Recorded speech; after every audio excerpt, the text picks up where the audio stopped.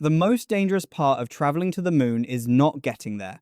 It is coming back. The Orion capsule returns from cislunar space at about 25,000 miles per hour, encounters Earth's atmosphere at 400,000 feet in altitude, and for several minutes, the very air that keeps us alive turns into plasma. It is not a metaphor. The sky becomes an incandescent wall, communications are cut off, and if the heat shield fails, there is no plan B.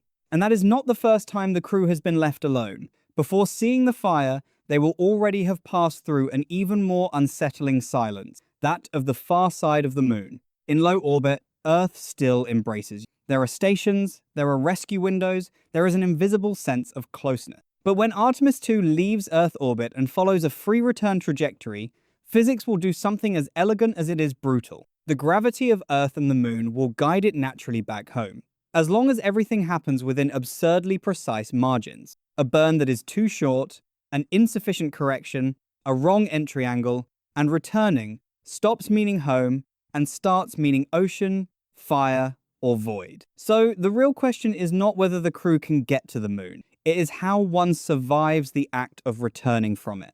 On the 24th of December 1968, Frank Borman, Jim Lovell, and Bill Anders became the first humans to orbit the moon. They were going to explore another world, but what they found was a new way of looking at themselves. Anders saw it first and broke protocol with a phrase that still sounds human today, not historical. "Oh my God, look at that picture over there. There's the Earth coming up." The famous Earthrise was not just a photograph, it was a psychological rupture. From the moon's neighborhood, Earth stopped being a map, a border, an ideology. It became a small, bright, living thing. Jim Lovell described it as a grand oasis in the middle of the immensity. And Frank Borman, looking at the lunar surface, called it a place vast, lonely, and forbidding. Half a century later, Artemis II will confirm that contradiction again. We go to the moon to understand why we keep choosing Earth. And there is another, harder connection between Apollo 8 and Artemis II.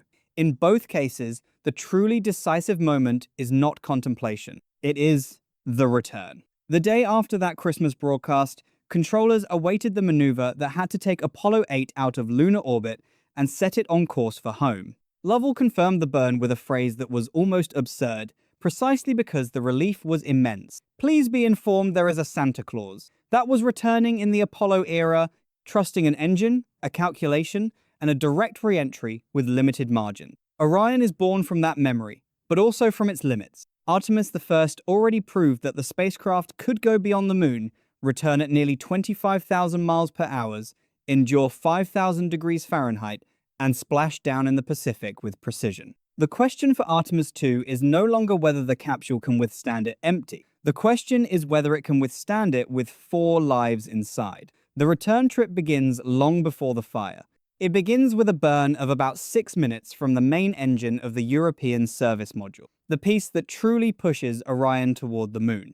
That module carries 33 engines, 1 main engine for the big velocity changes, 8 auxiliary ones for corrections, and 24 smaller ones to orient the spacecraft with surgical precision. After launch, the crew first passes through a high Earth orbit of about 46,000 miles in altitude, and then definitively breaks Earth's embrace. From that point on, every trajectory correction is not a technical detail.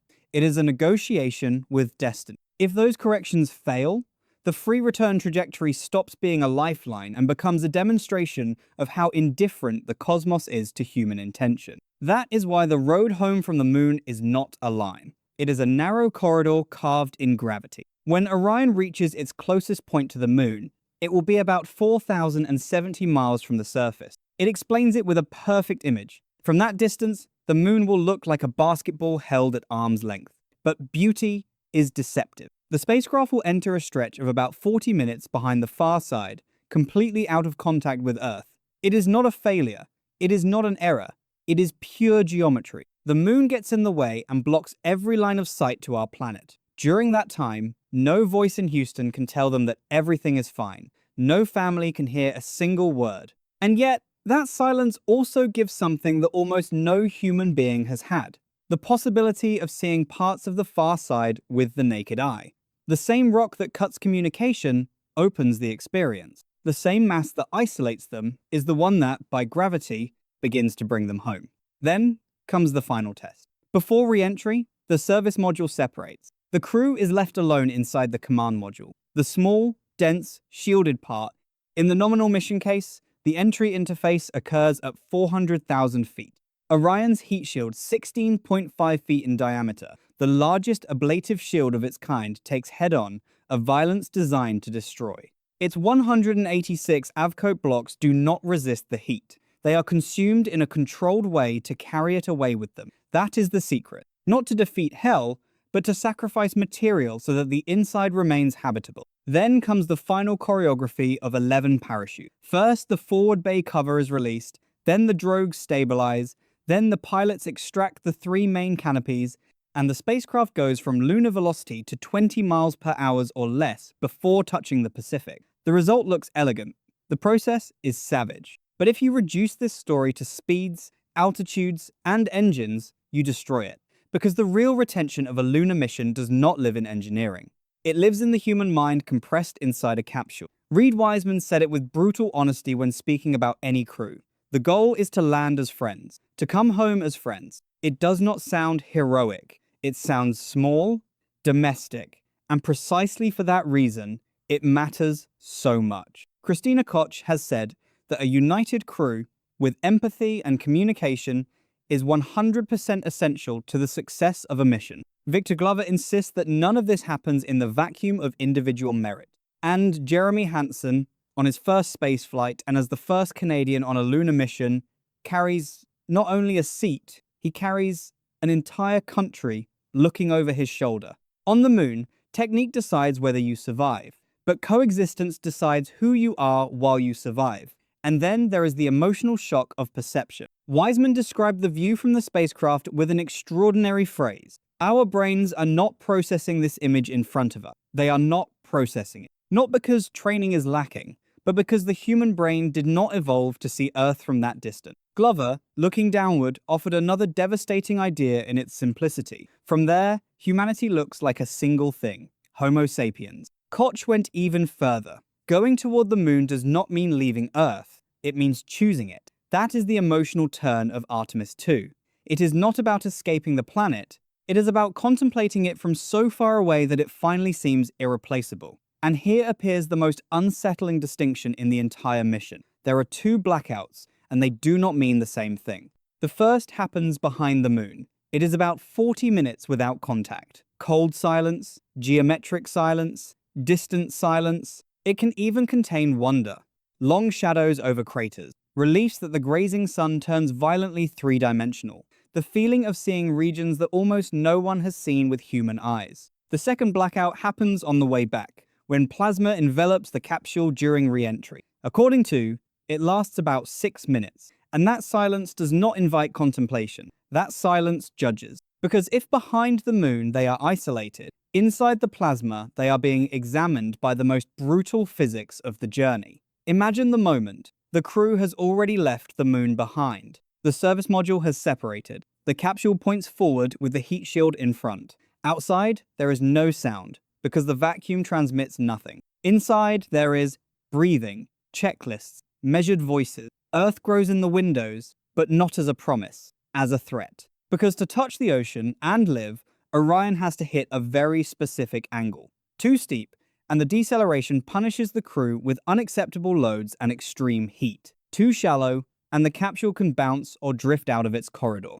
Returning from the moon demands a perfect paradox, falling with enough violence to slow down, but not with so much as to die. Then the entry interface arrives. The air compresses, the temperature around the vehicle approaches 5,000 degrees Fahrenheit, the spacecraft begins to turn kinetic energy into light, plasma, and abrasion. This is the moment promised by the hook, the instant when humanity relearns that coming home can also look like a form of fire.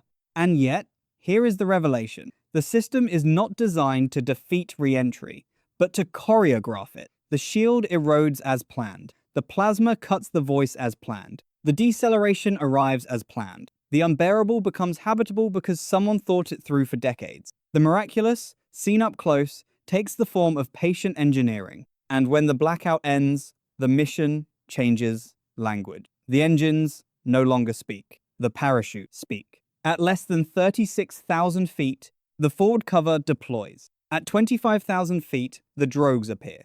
Near 9,500 feet, the pilots extract the three main canopies. What was a hypersonic bullet a moment ago becomes something almost fragile, suspended over the Pacific. The water waits off the coast of San Diego. Recovery teams wait inside the predicted area. And in that final descent, the feat stops being abstract. 4 human beings who were beyond Earth orbit become bodies, weight, relief, tears, and voice. "We love you from the moon," Glover said. The return is the physical answer to that phrase. So that is what returning from the moon really is. Not a maneuver, not a sequence of procedures, but a chain of human decisions handed over to physical laws that do not negotiate.